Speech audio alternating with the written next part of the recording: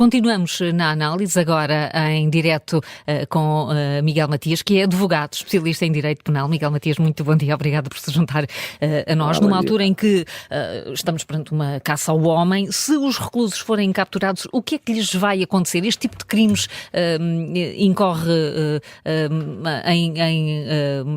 numa moldura penal prevista? Olá, bom dia, Carla. Claro que sim, que incorrem molduras penais previstas, portanto tratam-se de crimes não só para os reclusos, o crime de evasão, mas também para os aparentemente três indivíduos que ajudaram à retirada dos indivíduos, portanto, que também incorrem, portanto, num crime. Portanto, em crimes distintos. Em crimes distintos, consoante sejam uns ou outros, não é? A retirada de presos, portanto, é um crime e a evasão também é um crime, consoante sejam uns ou outros. E, portanto, agora, estes crimes, naturalmente, após o cumprimento da pena do máximo, que há pelo menos, um ou dois, não sei, que tem o máximo previsto, 25 anos, após o cumprimento desta pena, portanto, se for sendo naturalmente condenado, porque é um crime evidente, não é? Naturalmente cumprirá a pena seguinte pela prática deste outro crime. Ou seja, depois dos 25, do cumprimento dos 25 anos de pena, no caso daqueles... Exatamente. Cumprirão outro período de prisão. Cumprirão outro período de prisão porque trata-se de um novo crime, portanto não há acúmulo aqui, portanto não se junta aos 25, portanto, cumpre o crime a pena de 25 anos e, naturalmente, com esta prática deste crime, não haverá certamente nenhuma licença administrativa para saírem da prisão antes, portanto, findos os 18 anos,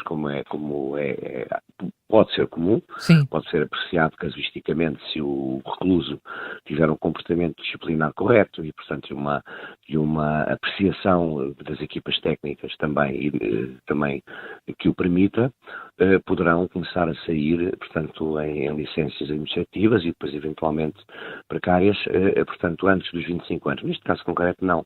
Como é óbvio, não é? Portanto, cumpre os 25, que é o máximo que nós temos previsto na nossa lei penal e, portanto, e depois de cumprir esses 25, cumprirá a nova pena. Portanto, não há aqui que poderá ser de quanto tempo? Estas penas são mais pequenas, mas, portanto, são penas que podem, mesmo assim, ir aos 8 anos. Ora bem, no caso da evasão, agora, o que é preciso perceber que, quando se diz que a nossa moldura penal máxima são 25 anos pela prática de um crime ou do cúmulo jurídico resultante da prática de vários crimes. Portanto, não há aqui, não é possível aplicar uma pena superior a 25 anos, mas estamos a falar da prática de um crime subsequente. Portanto, e depois, naturalmente, por isso poderá cumprir uma nova pena, portanto, que não acresce aos 25, não, portanto, é uma pena posterior. É uma pena posterior. Relativamente aos alegados cúmplices, aqueles que do exterior ajudaram à fuga, falamos de que moldura penal? As molduras penais aqui também são graves, são penas superiores a 5 anos e, portanto, atenção, porque estamos a falar, eventualmente, da prática, depois de discutir-se-á se foi um crime ou se foram 5 crimes. Atenção, porque estamos a falar da retirada de presos mais do que um. Isso é uma questão depois jurídica de apreciação por parte do Ministério Público. Agora, e que acusará, como é óbvio, né? Agora, neste caso, nestas situações, aqui neste caso será mais difícil, porque estamos a falar de indivíduos que estavam completamente disfarçados, não é? Portanto, e a identificação será muito mais difícil de ocorrer, não é? Portanto, são situações, esse será um pouco mais difícil. Portanto, aliás, porque até a forma como são retirados os presos, portanto, a utilização dos meios e a forma como os indivíduos se colocam perante o facto, portanto, não aparecem, vê-se que são pessoas com... A forma como retiraram foi relativamente simples, não é? A colocação da escada e depois das cordas e companhia. Depois não, antes. Mas isso, a forma como eles se protegem, portanto, a sua identificação, vê-se que são indivíduos com algum treino, Agora, as identificações aqui só poderão ocorrer através do depoimento indireto de pessoas que sabem que eles estão, não é?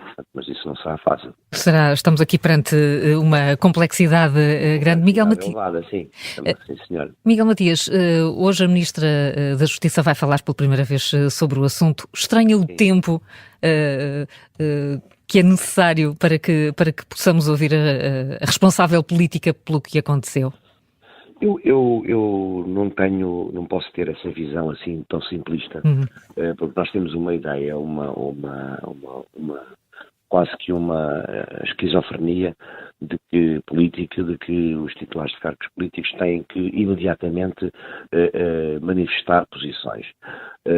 Certamente que a Sra. Ministra da Justiça irá explicar e porque é que não falou antes, sendo que até antes disto já falou o Diretor Nacional dos Serviços Prisionais em entrevista, ou num painel onde estavam várias pessoas.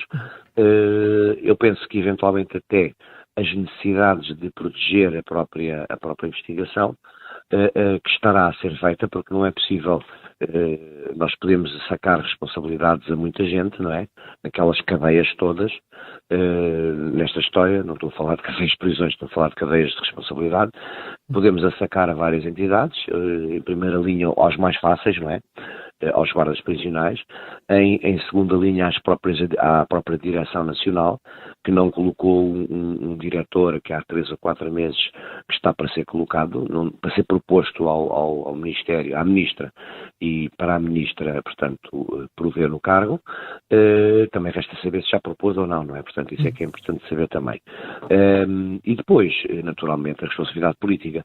Mas estas responsabilidades têm que ser sacadas também à forma como sucessivos governos ao longo de anos e anos e anos. Portanto, eu penso que esta cadeia é anterior ao 25 de Abril, a uma cadeia de 1960 e tal, se não estou em erro, creio que é. Portanto, é preciso. E depois, não houve aqui nunca, como disse a pessoa que eu ouvi na peça anterior, não houve aqui investimento nenhum nas prisões portuguesas. Portanto, eu estou habituado a visitar profissionalmente prisões e sei, e sinto, e vejo, e reparo que são locais onde nem sempre as condições mínimas de vivência são, ainda que a reclusão, são humanamente respeitadas. E, portanto, é preciso aqui repensar, mas o Ministério da Justiça não tem sido propriamente bafejado com grandes orçamentos ao longo destes anos todos, portanto, mas urge aqui repensar o que fazemos dos reclusos, a forma como interpretamos os cumprimentos de sanções penais, as penas, se é assim que deve ser.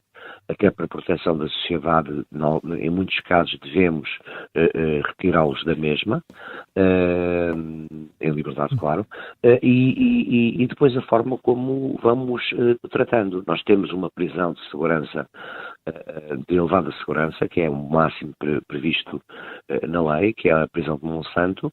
Depois temos uma intermédia, que é esta, uma prisão de segurança alta, e depois temos as médias, não é? Mas também urge questionar porque é que estes indivíduos, e especialmente aquele argentino que é o mais perigoso, porque é que saiu de Monsanto? Porque é que saiu de Monsanto e passou para ali, portanto...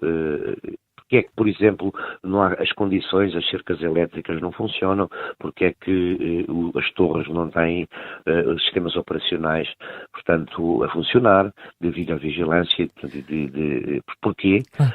E porque é que, ao longo destes anos todos, destes últimos tempos, bastantes, os guardas prisionais têm-se manifestado bastante, até com greves e outras formas de luta, porque é que